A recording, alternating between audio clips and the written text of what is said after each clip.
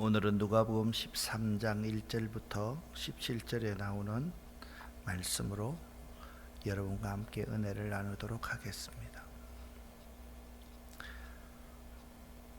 예수님께서 엄청난 무리들 가운데 그들의 제자들을 가르치실 때에 빌라도의 갈릴리인 학살 소식이 보고됩니다. 주님은 앞장 12장의 말씀에 이어서 회개하지 아니하면 멸망할 것임을 강조하시면서 청중들의 마음속에 있는 우월감을 아시고 인간은 모두 동일한 죄인임을 선언하십니다. 특별히 1절부터 5절까지 나오는 빌라도의 갈릴리인 학살 소식을 통하여서 인간은 모두 죄인임을 선언하고 계십니다. 앞장 12장 결론부에서 예수님께서는 사람들에게 너희는 천지의 기상을 분간할 줄 알면서 왜 시대는 분간할 줄 모르느냐라고 그들을 책망하시면서 네가 너를 고발하는 자와 함께 법관에게 갈 때에 길에서 먼저 화해하기를 힘써라, 그렇게 그들에게 가르쳤습니다. 그가 너를 재판장에게 끌고 가고 재판장이 너를 옥졸에게 넘겨주어서 옥졸이 옥에 가둘까 염려하라, 그렇게 말씀하셨습니다.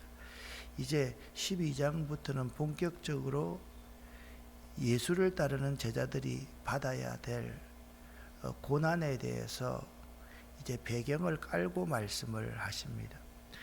시대를 분간해야 될 이유는 하나님 나라가 임할 것이고, 그리고 주님께서 오시면 심판이 그만큼 임박해져 있기 때문입니다.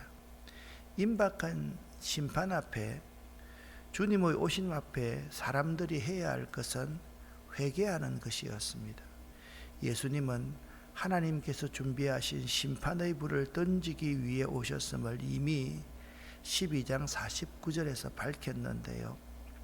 하나님의 심판이 임박한 시대를 분별하고 그 심판에 대비하라는 것이 12장의 결론적인 메시지였습니다. 그러니까 12장에서는 회개하지 않으면 안 된다, 하나님의 때가 가까웠다, 그걸 이제 때를 분반하라, 그렇게 결론적으로 말씀을 드렸습니다.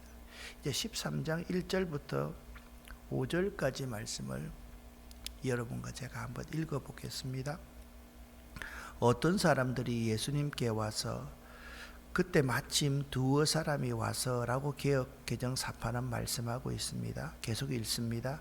빌라도가 갈릴리 사람들을 죽여 그 피가 저희의 드릴 희생 제물과 뒤범벅이 되었다는 소식을 전해 주었습니다. 예수님께서는 그들에게 대답하셨습니다. 너희는 이 갈릴리 사람들이 이런 고난을 당했다고 해서 다른 갈릴리 사람보다 더 큰 죄인이라고 생각하느냐? 그렇지 않다. 내가 너희에게 말한다. 너희도 회개하지 않으면 이와 같이 망할 것이다. 또 실로암 탑이 무너져 죽은 18명의 사람들이 예루살렘에 사는 다른 모든 사람보다 더 악한 죄인이라고 생각하느냐? 그렇지 않다. 내가 너희에게 말한다. 너희도 회개하지 않으면 이와 같이 망할 것이다. 아멘. 갈릴리의 빌라도인들의 학살을 통해서 예수님께서는 똑같은 패턴으로 두 부분을 반복적으로 말씀을 하고 있습니다. 더 큰 죄인이라고 생각하느냐? 더 악한 죄인이라고 생각하느냐? 그렇지 않다. 내가 너희에게 말한다. 너희도 회개하지 않으면 이와 같이 망할 것이다. 그렇게 말씀하고 있습니다. 여기에 개역 개정 사판에서는 그때 마침이라는 문장으로 시작하고 있는데요.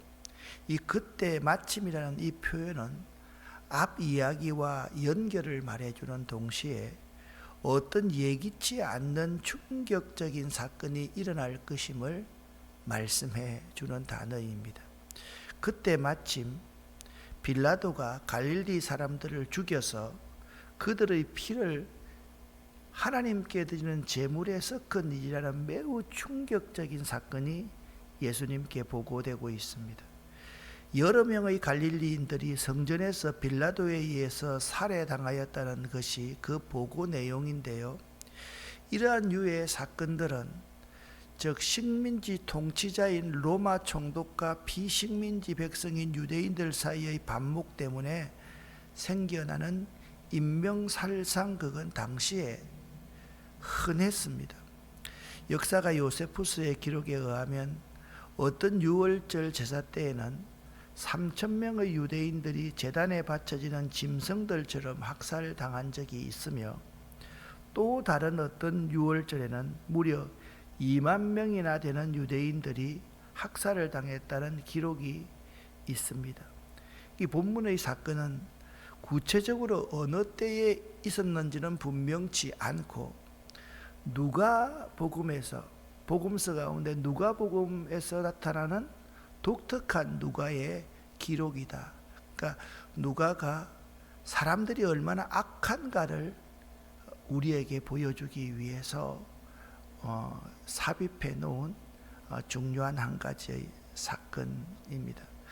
예수께서는 너희가 회개치 아니하면 비참하게 멸망하고야 만다는 교훈을 오늘 13장 1절부터 5절에서 너희도 만일 회개하지 아니하면 다 이와 같이 망하리라, 그 문장을 2번씩이나 반복해서 말씀하고 있습니다.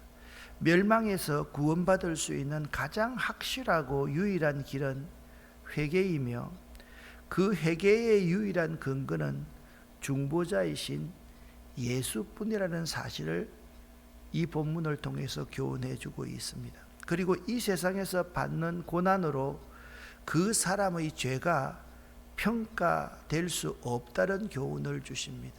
실로암 망대가 무너져서 18명이 죽었다. 그것이 역사적으로 언제 있었는지 정확하게 알 수는 없지만 우리나라 사람들이, 우리 또래의 사람들이 삼풍백화점 무너진 사건을 기억하고 있듯이 그 시대 사람들도 다 기억하고, 우리 시대 사람들이 성수대교가 분가되었다는 것을 기억하고 있듯이 그 시대 사람 모든 사람들이 다 알고 있는 그걸 통해서 어떤 사람이 큰 고난을 받았다고 해서 그가 큰 죄를 지은 것은 아니다 라고 그렇게 말씀하고 있는 것입니다. 그러므로 우리들은 조심해야 될 것이, 누군가가 끔찍한 일을 당했다고 해서 함부로 그 사람을 판단하고 책망하는 일을 삼가해야만 합니다. 자, 1절부터 5절에서 우리 스스로도 누구든지 회개하지 않으면 안 된다라는 말을 강조했던 이 누가의 기록을 이어서 열매 맺지 못하는 무화과 나무의 비유를 말씀하면서 이 이야기를 좀 더 강화시키고 있는 모습을 볼 수가 있습니다. 6절부터 9절까지의 말씀을 보면 1절부터 5절의 연속이라는 것을 여러분이 알 수 있을 것입니다. 쉬운 성경으로 읽습니다. 예수님께서 이런 비유를 말씀하셨습니다. 어떤 사람이 무화과 한 그루를 자신의 포도밭에 심었다. 그는 이 나무에서 열매를 얻으려고 왔으나 아무것도 찾지 못했다. 그 사람이 포도원을 돌보는 종에게 말했다. 내가 3년 동안 이 무화과 나무에서 열매를 찾았는데 아무것도 찾을 수 없었다. 이 나무를 찍어버려라. 무엇 때문에 땅만 차지하게 하겠느냐. 자, 여기서부터 잘 읽으십시오. 함께 또 읽습니다. 종이 주인에게 대답했다. 주인님, 올해만 그냥 놔두십시오. 제가 나무 주위에 고랑을 파고 기름을 주겠습니다. 만일 내전에 열매를 맺으면 놔두시고 열매를 맺지 못한다면 베어버리십시오. 아멘. 여기 8절 말씀에 종이 올해만 그냥 놔두십시오. 이것이 이 종이 중보자로서의 역할을 하고 있는 것입니다. 주인이 이 포도원에 심겨진 높고 큰 포도나무가 있었는데 그 포도나무를 베어버리자라고 하자 중보자가 나서서 한 번만 더 기회를 주십시오. 그러면 내년에 열매를 맺으면 놔두시고 열매를 맺지 못한다면 베어버립시오. 그렇게 대답하고 있다라는 것입니다. 이 비유는요, 앞절의 말씀 만일 너희가 회개치 아니하면 다 이와 같이 망하리라는 교훈을 확실하게 설명하기 위해서 끼어넣은 참 중요한 내용입니다. 이 무화과 나무는요, 포도원의 비옥한 땅에 심겨져서 돌봄을 받았고 주인은 당연히 열매를 기대했지만 주인에게 이 무화과 나무는 실망을 안겨주었던 것입니다.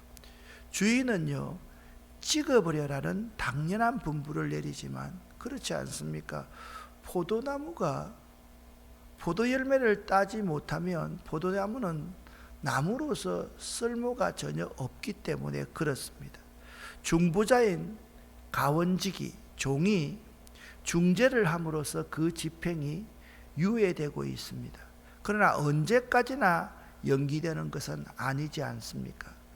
회개하지 아니하면 다시 용서받을 길이 없는 날이 이르고야 마는 것입니다. 그것을 이 종은 이렇게 말합니다. 올해 제가 잘 가꾸겠습니다. 그래서 훌륭한 중보자는요, 다른 게 아닙니다. 죄를 짓지 않게 하는 자가 훌륭한 중보자가 아니라 죄 지은 사람들이 뉘우치고 주께로 돌아서게 하는 자가 훌륭한 중보자라는 사실을 알아야만 합니다. 이 세상에서 죄를 짓지 아니하는 사람, 죄를 짓지 않게 만드는 사람은 랍비고 바리새인처럼 다른 사람을 정죄하는 사람이지만 죄 지은 사람에게 다시 기회를 부여하고 다시 살 수 있게끔 만들어주는 사람이 예수님이고 예수의 제자라는 말씀입니다. 이 비유는 또한 하나님의 은혜로 많은 축복 속에 살아가는 자들을 깨우쳐 긴장되고 성실한 생활로 주의 부르심에 합당하도록 이끌기 위한 경계이기도 합니다. 즉 우리와 같은 사람들을 경계하기 위한 비유이기도 합니다. 하나님은 우리들에게 삶의 열매를 요구하시는데 그것이 돈을 많이 드리거나 헌물을 많이 하거나 윤리와 도덕적으로 깨끗한 삶을 살아라고 하는 것이 아니라 회개에 합당한 열매를 맺기 원하신다라는 사실입니다.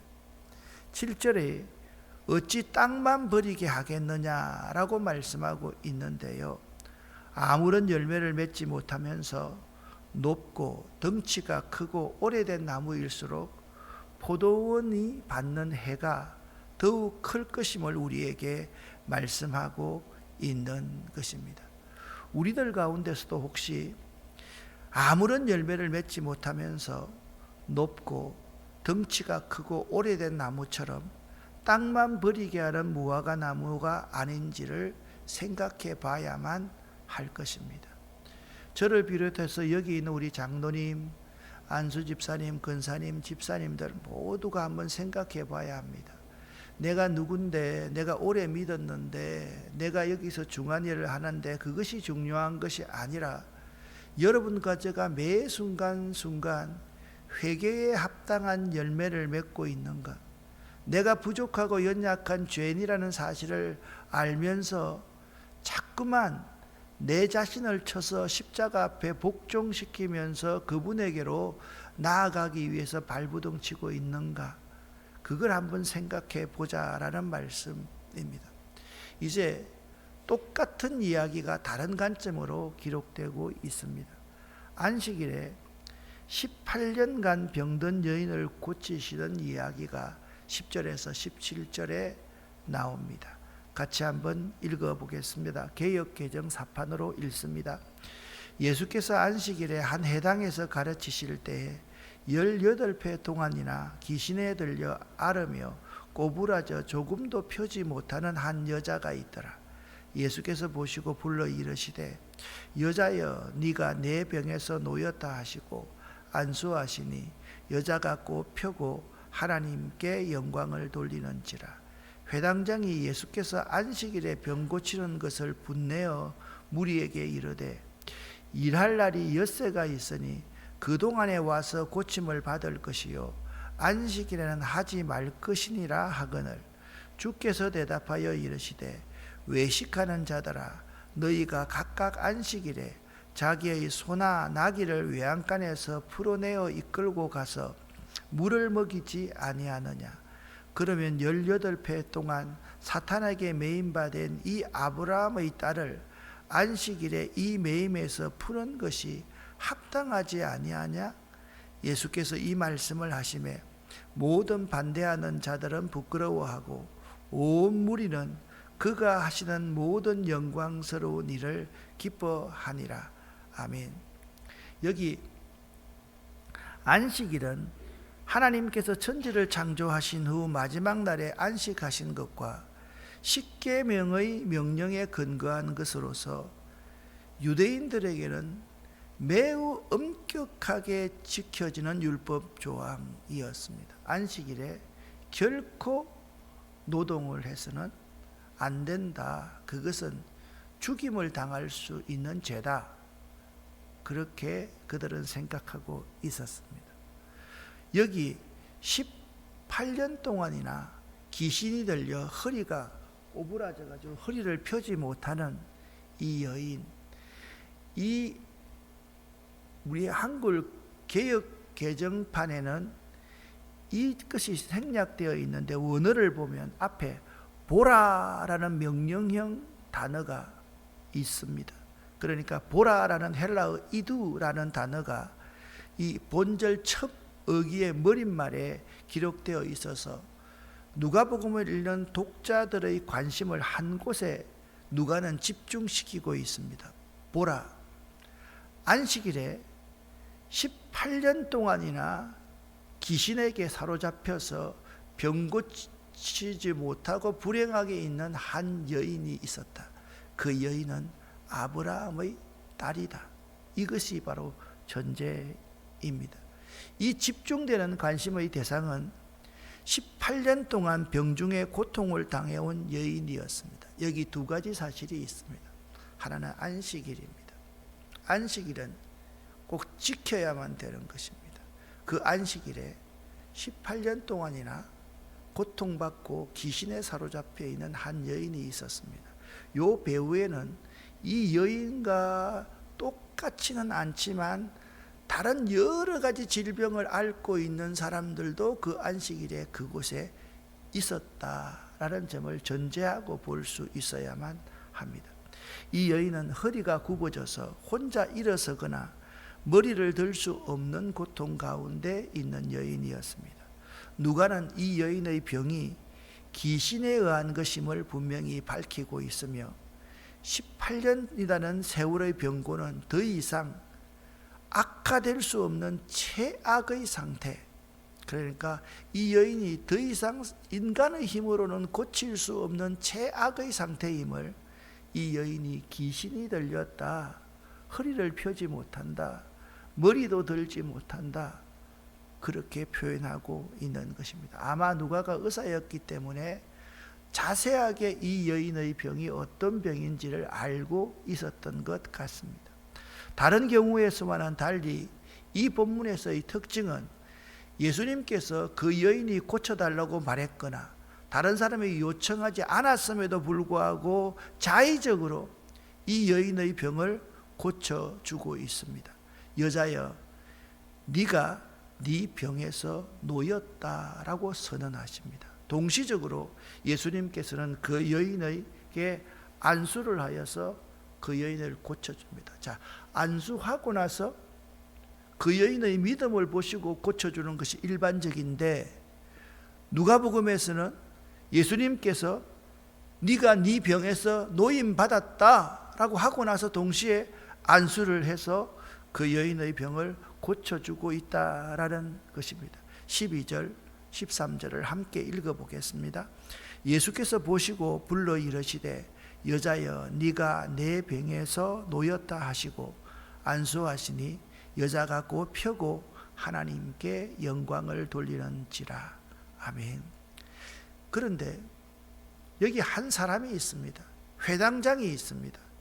회당장은요, 자그마치 18년 동안이나 고통스러운 병을 앓던 이 여인, 귀신에 사로잡혀 있는 이 여인, 고칠 가능성이 전혀 없었던 이 여인이 치유된 일에 대하여서 함께 기뻐하며 이 여인과 함께 하나님께 영광을 돌려야 마땅함에도 불구하고 도리어 율법을 범했다고, 예수께서 율법을 범했다고 화를 내면서 그 사건을, 치유의 사건을 비판하고 비난하고 있습니다.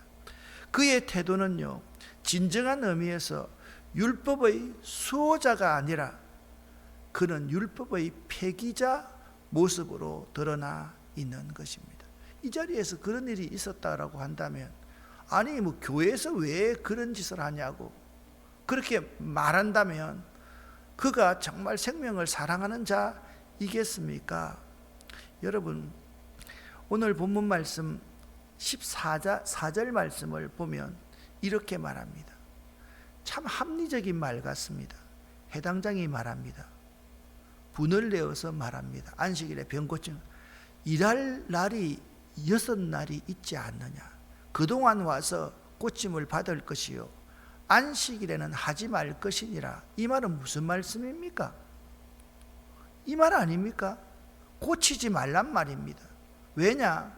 예수는 안식일에만 성전에 주로 오셨거든요. 나머지는 밖에서 일했거든요. 그래서 엿새 동안 자신들이 성전에 있으니까 자신들에게 와서 고침 받아라. 고치지도 못하면서 말입니다. 여러분, 이 해당장의 말, 6날 동안 해야 할 것이지 왜 안식일에 하필이면 하느냐. 15절 말씀을 이렇게 말씀하고 있습니다. 주께서 대답하여 이르시되 외식하는 자들아, 너희가 각각 안식일에 자기의 소나 나귀를 외양간에서 풀어내어 이끌고 가서 꼴을 먹이지 않느냐, 풀을 먹이지 않느냐. 여러분, 이 15절에 의하면 당시의 관례상 동물들에 대해서는 안식일에 관한 율법이 어느 정도 융통성 있게 지켜졌지만 오히려 사람에 대해서는 조금의 융통성도 허락되지 않았음을 볼 수가 있습니다. 오늘 우리 시대와 참 비슷하다라는 생각이 듭니다. 저는 개를 키우시는 분들, 이런 분들을 폄하할 생각은 전혀 없습니다. 정말 이 개를 사랑하고 또 이 개를 아끼고 잘 키우는 만큼 우리 부모님이나 우리 이웃에게 그런 사랑, 간절한 사랑을 한번 베풀어 보았는가? 유기견들 내가 입양해서 키우는 것처럼 이 사회에 가난하고 불쌍한 고아들을 내가 입양해서 한번 키워보겠다, 그런 마음이 우리 가운데 한 번이라도 있었는가는 이 시점에 한번 생각해 볼 문제라고 생각을 합니다. 특별히 16절 말씀에 이렇게 말합니다.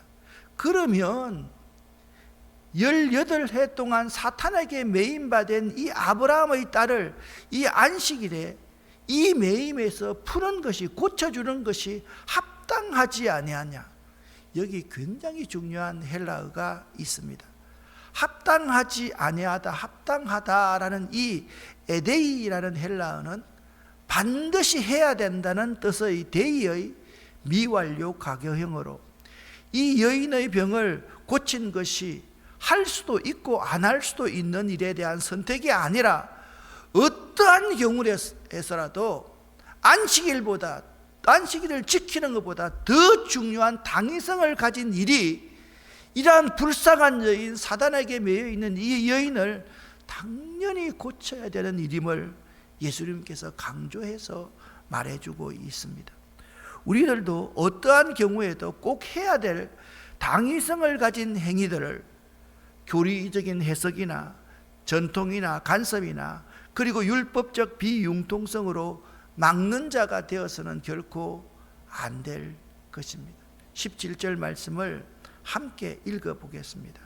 예수께서 이 말씀을 하시매 모든 반대하던 자들은 부끄러워하고 온 무리는 그가 하시는 모든 영광스러운 일을 기뻐하니라.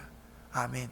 오늘날 우리 주일날 많은 사람들이 우르르 와서 여기 와서 예배드리고 돌아가는 정도의 사람이 아니라 이 자리에서 이런 가난하고 불쌍하고 어려운 사람들이 해방받고 고침받고 이들이 존중받는 그러한 하나님의 나라를 만들어 갈 때 온 무리가 그 정당한 마땅히 행해야만 되는 그 일을 보고 감동해서 하나님께 영광을 돌리는 그러한 일들이 우리들의 삶과 우리의 교회에서 일어날 수 있기를 예수 이름으로 간절히 축원합니다.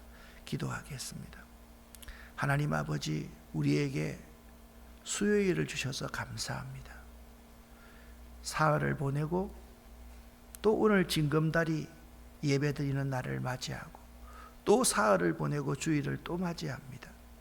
오늘 하루 동안 이 새벽부터 저녁 예배를 드리는 그 순간까지 우리들이 또 주님 생각하고 마땅히 우리가 해야 할 일들을 어떠한 이유들 때문에 포기하지 않고 내려놓지 않고 양보하지 않도록 도와주시옵소서.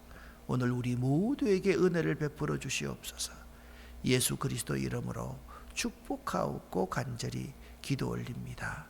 아멘.